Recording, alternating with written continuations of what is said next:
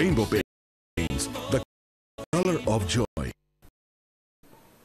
স্বাগত নিউজ 24 চট্টগ্রাম প্রতিদিনে আপনাদের সাথে আছি আমি মাহমুদ হাসান। শব্দের আরেক নাম, একদম ইউনিক স্ট্রাকচারাল ডিজাইনের কসমিক ডো এর ওয়াল থিকনেস ও রিপ থিকনেস বেশি থাকা থেকে 50 বছরেরও বেশি। কসমিক ডো, নিশ্চিন্তে 50 বছর। চট্টগ্রাম দক্ষিণ জেলা বিএনপির সাবেক সহ সভাপতি ইদ্রিস মিয়াকে আহ্বায়ক ও আনোয়ারা উপজেলা বিএনপির সদস্য সচিব লায়ন মোহাম্মদ হেলাল উদ্দিনকে সদস্য সচিব করে আংশিক কমিটি ঘোষণায় নেতাকর্মীদের মধ্যে ফিরেছে প্রাণচাঞ্চল্য।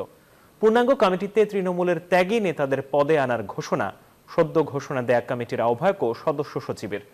এমনকি আগামী জাতীয় নির্বাচনে দক্ষিণ চট্টগ্রামের 6 আসনই বিএনপির দখলে নিতে মরিয়া তারা। চট্টগ্রাম দক্ষিণ জেলা বিএনপির রাজনীতি এখন তুঙ্গে। দীর্ঘদিন নেতৃত্ব শূন্য থাকার পর চট্টগ্রাম দক্ষিণ জেলা বিএনপির রাজনীতিতে এসেছে নতুন মেরুকরণ। বিএনপির ঘাঁটি নামে পরিচিত দক্ষিণ জেলা বিএনপির আংশিক আহ্বায়ক কমিটি ঘোষণায় দলের নেতাকর্মীরা নেমে পড়েছে আনন্দ উল্লাসে। ফুল দিয়ে নেতাদের বরণ সহ আনন্দ মিছিলও চলছে দক্ষিণ চট্টগ্রামে। দীর্ঘদিন আন্দোলন সংগ্রামে নেতৃত্ব দেওয়া প্রবীণ রাজনীতিবিদ ইদ্রিস মিয়াকে দলের আহ্বায়ক ও লায়ন হেলাল উদ্দিনকে সদস্য সচিব করে আংশিক কমিটি ঘোষণার পর থেকেই দক্ষিণ চট্টগ্রামের রাজপথ দখলে রেখেছে বিএনপি। সবাইকে সাথে নিয়ে দলকে এগিয়ে নেওয়ার চেষ্টা নতুন নেতৃবৃন্দদের, এমনকি পূর্ণাঙ্গ কমিটিতে ঠাঁই দিতে চায় তৃণমূলের ত্যাগী নেতাকর্মীদের। সবাইকে একসাথে নিয়ে গ্রুপিং মুক্ত একটি ঐক্যবদ্ধ বিএনপির কমিটি আমাদেরকে গঠন করার জন্য চেষ্টা করতে হবে। দেশনায়ক তারেক রহমানের যে 31 দফা কর্মসূচি, এই কর্মসূচির পক্ষে জনমত গঠন করে আগামী নির্বাচনের জন্য দলকে তৃণমূল পর্যায়ে প্রস্তুতি গ্রহণ করাই হচ্ছে আমাদের মূল লক্ষ্য উদ্দেশ্য। দলে এমন নেতৃত্ব পেয়ে খুশি নেতাকর্মীরা, চান তাদের মূল্যায়ন। তৃণমূল নেতাদের মধ্যে একটা আশার সঞ্চার হচ্ছে পৌরসভা লেভেলের যে কমিটিগুলো, এই কমিটি তৃণমূলের নেতৃত্বের মধ্যে আসবে। আমরা আশা করি এই যে আহ্বায়ক 5 জন কমিটি দিয়েছে, ওরা সবাই মিলে ইনশাআল্লাহ দক্ষিণ জেলার তৃণমূল কমিটিকে ওরা মূল্যায়ন করবে।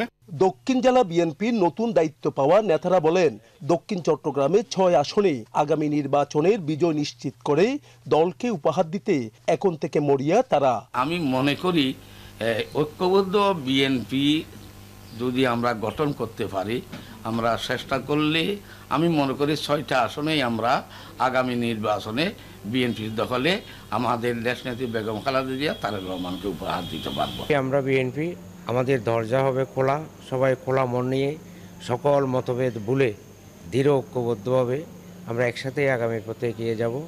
এর আগে 2023 সালে আংশিক আহ্বায়ক কমিটি ঘোষণার কিছুদিন পর আবারও বিলুপ্ত ঘোষণা হয় দক্ষিণ জেলা বিএনপির কমিটি। তবে সর্বশেষ সম্মেলন হয় 2009 সালে। এরপর 2011 সালে পুনর্গঠন করে দীর্ঘ 8 বছর 5 মাস দায়িত্ব পালন করার পর 2019 সালের অক্টোবরে বিলুপ্ত করেন কেন্দ্রীয় কমিটি। নয়ন বড়ুয়া জয়, নিউজ 24 চট্টগ্রাম। এই যে আমার ব্যাংক আরএফএল গ্যাস স্টোভ, এর সায়েন্টিফিক নজল আর ব্রাশ বার্নার তাপকে সমানভাবে ছড়িয়ে খরচ বাঁচায় 25%। আরএফএল গ্যাস স্টোভ নিরাপদ ও গ্যাস সাশ্রয়ী। 304 ফুড গ্রেড স্টেইনলেস স্টিলে তৈরি, যা নিশ্চিত করে জংবিহীন সিঙ্কের আজীবন নিশ্চয়তা। আরএফএল কিচেন সিঙ্ক, স্বাস্থ্যকর কিচেনের চিরস্থায়ী সমাধান। বিএনপির স্থায়ী কমিটির সদস্য ডক্টর খন্দকার মোশাররফ হোসেন বলেছেন, ফ্যাসিস্ট আওয়ামী সরকার গত 15 বছরে দেশের অর্থনীতি, রাজনীতি ও মানুষের জীবনযাপন অনিশ্চিত করেছে। বিকেলে দাউদকান্দি হাই স্কুল বালুর মাঠে বিএনপি ও দলের অঙ্গ সংগঠনের নেতাকর্মীদের নিয়ে সমাবেশে এসব কথা বলেন তিনি। বলেন, খালেদা জিয়াকে মিথ্যা মামলা দিয়ে জেলে রেখে অসুস্থ করে ফেলা হয়েছে। তাকে চিকিৎসা না দিয়ে কৌশলে হত্যা করার পরিকল্পনা ছিল হাসিনা সরকারের। দেশে এনে শেখ হাসিনা ও তার দোসরদের আইনের আওতায় নিয়ে বিচারের দাবি জানান খন্দকার মোশাররফ হোসেন।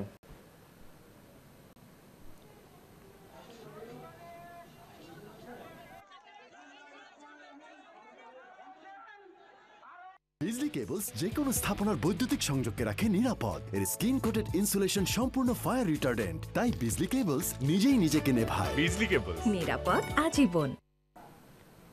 24-এর গণহত্যার বিচার অবশ্যই সবার আগে হতে হবে, এমন মন্তব্য করেছেন জামাতের আমির ডাক্তার শফিকুর রহমান। শনিবার সকালে কক্সবাজার সরকারি কলেজ মাঠে কর্মী সম্মেলনে এ কথা বলেন তিনি। জামাতের আমির আরো বলেন, 15.5 বছর সবার আন্দোলনের পর স্বৈরাচারের গদিতে শেষ আঘাত করেছে ছাত্ররা। এ সময় তিনি কক্সবাজারে একটা পাবলিক বিশ্ববিদ্যালয় না থাকায় আক্ষেপ জানান। বাংলাদেশ জামাতে ইসলামীর কক্সবাজার জেলা শাখার আয়োজনে সম্মেলনে প্রধান অতিথি ছিলেন জামাতের আমির ডাক্তার শফিকুর রহমান।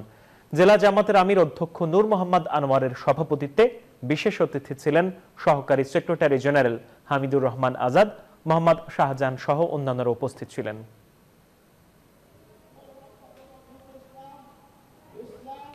গাজীপুরে ছাত্রদের ওপর আওয়ামী সন্ত্রাসীদের হামলার প্রতিবাদ ও আওয়ামী লীগ নিষিদ্ধের দাবিতে বিক্ষোভ মিছিল সমাবেশ করেছে বৈষম্য বিরোধী শিক্ষার্থীরা। বিকালে চট্টগ্রাম প্রেস ক্লাবের সামনে অনুষ্ঠিত সমাবেশে কেন্দ্রীয় সমন্বয়ক মোহাম্মদ রাসেল আহমেদ বলেন, আওয়ামী লীগ নেতাকর্মীদের দ্রুত গ্রেপ্তার করা না হলে আরও কঠোর অবস্থানে যাবেন তারা। নৃশংস এই ঘটনায় সন্ত্রাসীদের চিহ্নিত করে আইনের মুখোমুখি করার দাবি জানানো হয় সমাবেশে। পরে বিক্ষোভ মিছিল নিয়ে নগরীর বিভিন্ন এলাকা ঘুরে আসেন শিক্ষার্থীরা।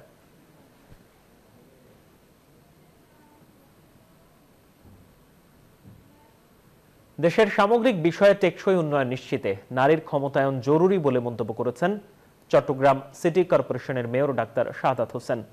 শুক্রবার রাতে চট্টগ্রামের একটি অভিজাত হোটেলে প্রি রামাদান এক্সিবিশনের উদ্বোধনকালে এই মন্তব্য করেন তিনি। বলেন, আধুনিক মানুষ ফ্যাশন সচেতন, তাই নিত্য নতুন ফ্যাশনকে রাঙিয়ে দিতে এবং আধুনিক লাইফস্টাইল সার্বজনীনভাবে চট্টগ্রামবাসীর মধ্যে ছড়িয়ে দিতে এই আয়োজন। পোশাক, জুয়েলারি, জুতা থেকে শুরু করে নানা আয়োজন রয়েছে এই এক্সিবিশনে।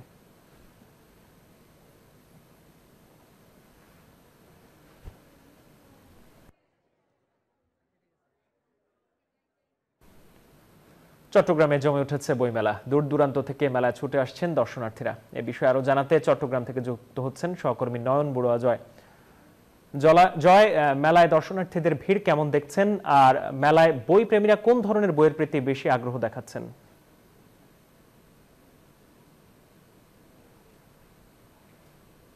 ধন্যবাদ মাহমুদ আপনাকে। আপনি যথার্থ বলছেন যে চট্টগ্রামে যে বই মেলা ঢাকার বই মেলার মতো কিন্তু জমে উঠেছে। দেখতে পাচ্ছেন যে সকাল থেকে বইমেলা কিন্তু বন্ধ থাকলেও দুপুর হতে না হতে বইমেলার দরজা খোলা থাকে। আমরা দেখছি দর্শনার্থীদের ভিড় কিন্তু চোখে পড়ার মতো। এখানে বিভিন্ন লেখকদের বই আছে, তার কারণে শিক্ষার্থীরা সবচেয়ে বেশি এখানে ছুটে এসেছেন। এখানে যারা এসেছেন, এখানে দর্শনার্থী যারা এসেছেন তাদের সাথেও আমরা কথা বলার চেষ্টা করব। তো আমরা দেখছি এখানে বইমেলায় আমরা দেখছি এখানে যারা এসেছেন তাদের সাথে একটু জানতে চাচ্ছি যে বই মেলায় এসেছেন, কেমন আপনাদের পছন্দের লেখকদের বই আছে কিনা? অবশ্যই আছে। এই বইমেলা আমাদের প্রাণের মেলা। এই বইমেলাতে চট্টগ্রামের সর্বস্তরের শিক্ষার্থীরা, সাধারণ মানুষ, যারা বইপ্রেমিক, যারা কবি, সাহিত্যিক, শিল্পী সবাই এসেছে। এই বইমেলা আমাদের এখন আনন্দের একটা বিনোদনের জায়গা হয়ে দাঁড়িয়েছে।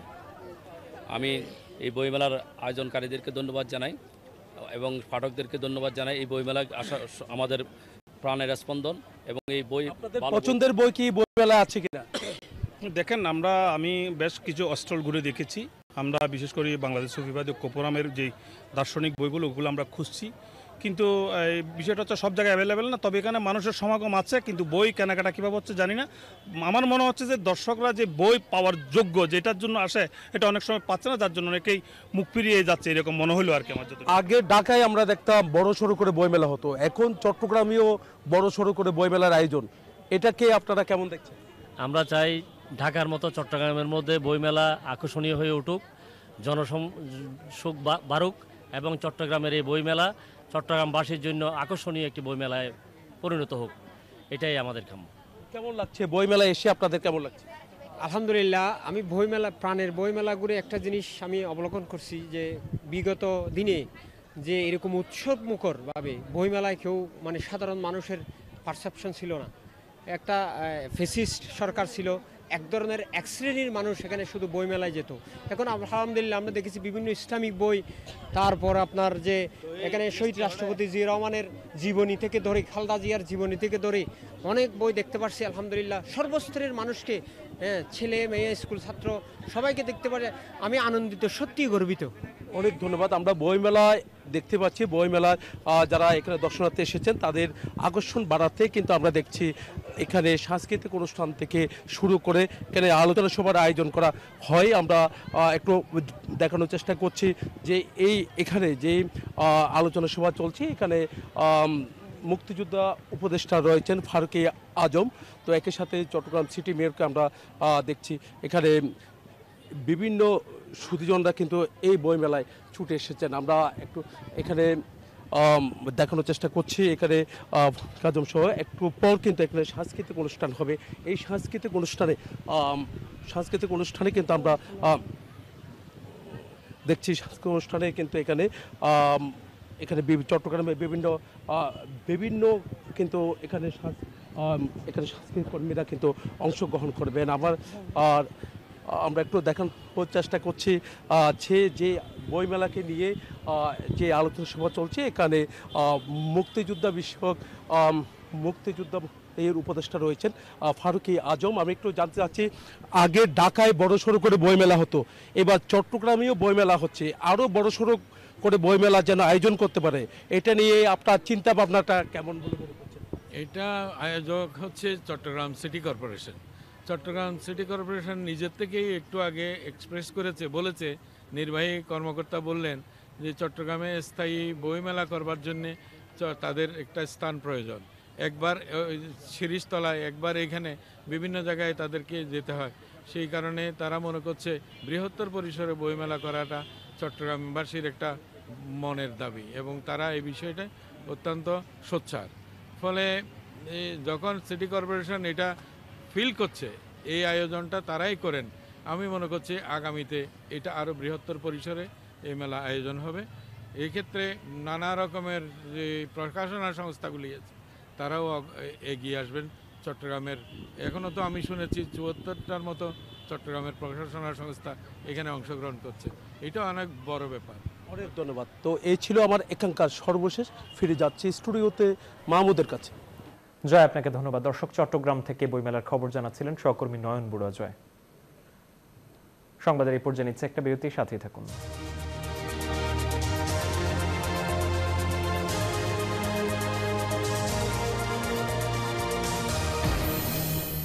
এলো instant milk powder happy cow, যেমন সাশ্রয়ী তেমনি পুষ্টি। আবারও স্বাগত চট্টগ্রাম প্রতিদিনের সংবাদে। সকল ধর্মের লোক যে যার ধর্ম পালন করবে, কারো স্বাধীনতার ওপর কেউ হস্তক্ষেপ করবে না বলে মন্তব্য করেছেন বাংলাদেশ জামাতে ইসলামের কেন্দ্রীয় সহকারী সেক্রেটারি জেনারেল মাওলানা রফিকুল ইসলাম খান। সকালে কুমিল্লার মুরাদনগরের ডিআর উচ্চ বিদ্যালয় মাঠে উপজেলা জামাত আয়োজিত কর্মী সম্মেলনে এসব কথা বলেন তিনি। বলেন, জামাত ক্ষমতায় গেলে চাঁদাবাজ, সন্ত্রাস ও দুর্নীতিমুক্তভাবে দেশ পরিচালনা করবে। এ সময় তিনি অভিযোগ করেন, আওয়ামী লীগ চুরি করে 2 কোটি ভুয়া ভোটার তালিকা করেছে। এসব ভুয়া ভোটার তালিকায় গোজামিলের আশ্রয় নিয়ে নির্বাচন এই দেশের জনগণ মানে না বলেও জানান তিনি।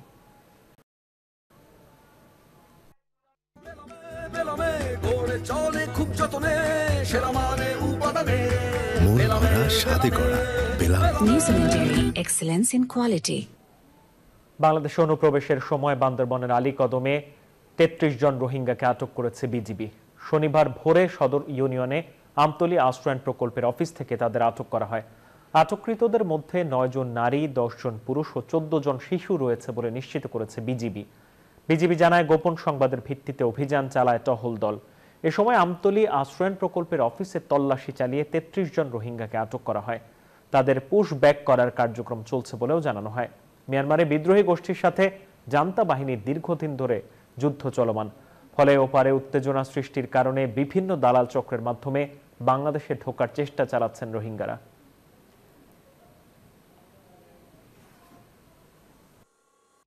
গাড়িটা আমার প্রেজেন্ট, আমার ফিউচার, আমার হ্যাপি লাইফ। আইডিএলসি আমার ফাইন্যান্সিয়াল পার্টনার বলেই কার লোন আমার কাছে লাইফ ইনভেস্টমেন্ট। খাগড়াছড়ির দীঘিনালা, মাটিরাঙ্গা সদর সহ বিভিন্ন উপজেলা চলছে পাহাড় কাটার মহোৎসব। প্রকাশ্যে বা রাতের আধারে পাহাড়ের মাটি কেটে বিক্রি করা হচ্ছে। পাহাড় কাটার দায়ে এরই মধ্যে একাধিকবার অভিযান চালিয়ে জরিমানা ও কারাদণ্ড দিয়েছে প্রশাসন ও পরিবেশ অধিদপ্তর। তারপরও থামছে না পাহাড় কাটার ধুম। মোহাম্মদ জহুরুল আলমের তথ্য রিপোর্ট।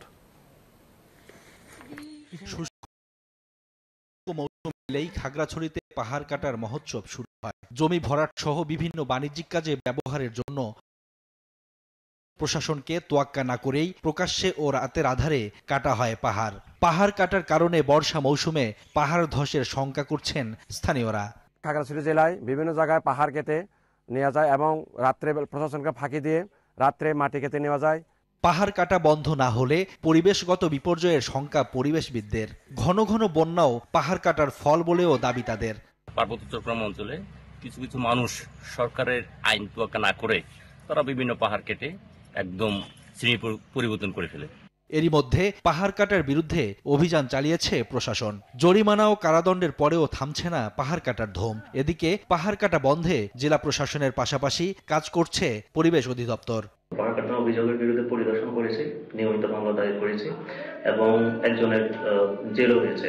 পাহাড় কাটার সন্ধান পাওয়া যাচ্ছে, যার প্রেক্ষাপটে আমরা সরেজমিনে গিয়ে একজনকে ইতিমধ্যে 1,50,000 টাকা জরিমানা করা হয়েছে। এছাড়া পরিবেশ বিভাগ কর্তৃক পরিদর্শন করা হয়েছে এবং কয়েকজনের বিরুদ্ধে পরিবেশ আইনের আওতায় নিয়মিত মামলা কার্যক্রম চলমান রয়েছে। চলতি মৌসুমে খাগড়াছড়িতে অন্তত 1000 পাহাড় কেটে সাবার করে ফেলেছে পাহাড় খেকোরা। Desk report, news 24। বিএনপির সাবেক যুগ্ম মহাসচিব আসলাম চৌধুরী বলেছেন, সামাজিক বিচারিক ক্ষমতা বিলুপ্ত হওয়ায় তরুণ যুবকরা বড়দের অমান্য করে বিভিন্ন অসামাজিক কাজে লিপ্ত হয়ে পড়ছে। শুক্রবার রাতে ৭৪তম প্রতিষ্ঠাবার্ষিকী উপলক্ষে নিউ মনসুরাবাদ সমাজ কল্যাণ পরিষদের উদ্যোগে আয়োজিত সভায় প্রধান অতিথির বক্তব্যে তিনি কথা বলেন। মমতা ক্লিনিক চত্বরে সমাজ কল্যাণ পরিষদের সাবেক সভাপতি আইয়ুব খানের সভাপতিত্বে ও কমিটির সদস্য মোহাম্মদ সুলাইমানের পরিচালনায় আলোচনা সভা ও শীতার্ত অসহায় মানুষের মাঝে কম্বল বিতরণ করেন অতিথিরা। এ সময় চট্টগ্রাম মহানগর বিএনপির যুগ্ম আহ্বায়ক মঞ্জুরুল আলম সহ অন্যান্যরা উপস্থিত ছিলেন।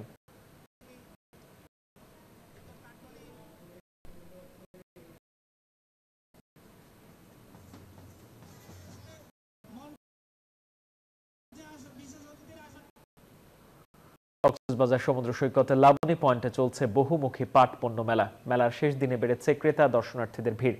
বিস্তারিত খবর জানাতে কক্সবাজার থেকে যুক্ত হচ্ছেন সহকর্মী ইরফানুল হাসান। ইরফান, শেষ দিনে মেলায় আগতদের ভিড় কেমন দেখছেন আর সব মিলিয়ে বেচা বিক্রি কেমন হলো? জি হাসান, ধন্যবাদ আপনাকে। আমি এখন আছি কক্সবাজার সৈকতের যে লাবণী পয়েন্ট আছে সেখানে যে পাট পণ্য মেলা চলছে সেখানে। আসলে আজকে শেষ দিন, 4 দিন ব্যাপী কক্সবাজারে পাট পণ্য মেলা চলছিল। আপনাকে একটু দেখাতে চাই। আজকে পাট পণ্য মেলার শেষ দিনে শুরুর দিকে মোটামুটি ক্রেতা কিংবা দর্শনার্থীর সংখ্যা কম থাকলেও আজকে বেশ জমে উঠেছে মেলা এবং গতকালকেও সাপ্তাহিক শুক্রবার ছুটির দিন ছিল, সে উপলক্ষেও মোটামুটি বলা যায় বেশ ক্রেতা দর্শনার্থী মোটামুটি জমে উঠেছিল। তবে পাট পণ্যের প্রতি মানুষকে মূলত আসলে পরিচিত করার জন্যই এই মেলার আয়োজন করেছেন বলে জানিয়েছেন যারা মেলার আয়োজক তারা। তবে এখানকার যারা মেলার অনেক উদ্যোক্তা রয়েছে তাদের সাথে কথা বলেছি। তারা আসলে কেমন কক্সবাজারে এসে এই মেলায় কেমন আসলে দেখলেন সে ব্যাপারে একটু জানতে চাই। আমার সাথে একজন উদ্যোক্তা আছে, আপনার কাছে জানতে চাই কক্সবাজারে এই মেলাটি হলো আপনার আসলে কেমন বিক্রি হয়েছে এবং কেমন দর্শনার্থীরা এসেছে? আসসালামু আলাইকুম। আসলে দর্শনার্থী প্রচুর এসেছে, তো বিক্রি হয়েছে, খারাপ না। আমার মনে হয় আরেকটু কয়েকদিন বাড়ালে ভালো হতো। কথা বলছিলাম একজন উদ্যোক্তার সাথে, তিনি যেটি বলছেন যে কক্সবাজারে 4 দিনের যে মেলা এটি যদি আরো বেশি বাড়ানো হয় তাহলে হয়তো বা পাট পণ্যের মেলাটি আরো বেশি মানুষের কাছে পরিচিত হবে বলে তারা মনে করছেন। তো কক্সবাজারের বহুমুখী পাট পণ্য মেলা থেকে এই ছিল আমার হাতে থাকা সর্বশেষ খবরাখবর। ইরফান, আপনাকে ধন্যবাদ। যাচ্ছি পরের খবরে। জমকালো আয়োজনের মধ্য দিয়ে শেষ হলো চট্টগ্রাম বৈদ্যুতিক সরঞ্জাম ব্যবসায়ীদের বার্ষিক মিলন মেলা। শুক্রবার সমুদ্রনগরী কক্সবাজারের একটি 5 তারকা হোটেলে এই মিলন মেলা অনুষ্ঠিত হয়। অনুষ্ঠানে প্রধান অতিথি ছিলেন ইলেকট্রনিক ও ইলেকট্রিক অ্যাসোসিয়েশনের চেয়ারম্যান আলিমুজ্জামান আলম। এ সময় উপস্থিত ছিলেন চট্টগ্রাম বৈদ্যুতিক সরঞ্জাম ব্যবসায়িক সমিতির সভাপতি আফসার হাসান চৌধুরী, সাধারণ সম্পাদক শাহ আলম মজুমদার সহ অন্যান্যরা। পরে সাংস্কৃতিক অনুষ্ঠান ও রাফেল ড্রর আয়োজন করা হয়।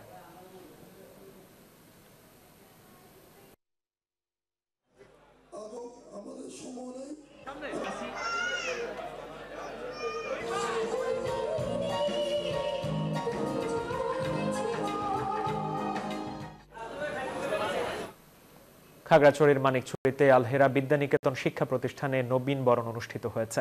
মানিকছড়িতে সকাল 10টায় আলহেরা বিদ্যানিকেতন অ্যান্ড পাবলিক স্কুলের নবীন শিক্ষার্থীদের ফুল দিয়ে বরণ করা হয়। বিদ্যালয় পরিচালনা কমিটির সভাপতি মোহাম্মদ বাখের উদ্দিনের সভাপতিত্বে অনুষ্ঠানে প্রধান অতিথি ছিলেন শিল্পপতি হাফিজ আহমেদ। এ সময় সন্তানের প্রতি যত্নবান হয়ে তাদের সঠিক পথে পরিচালিত করার আহ্বান জানান বক্তারা। পরে শিক্ষার্থীদের পরিবেশনায় ছিল সাংস্কৃতিক অনুষ্ঠান।